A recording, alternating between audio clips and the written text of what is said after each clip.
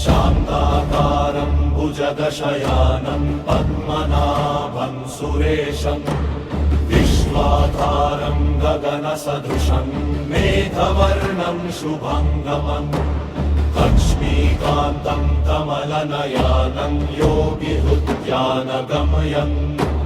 वन्दे विष्णुं भवभयहारं सर्वलोकैकनाथं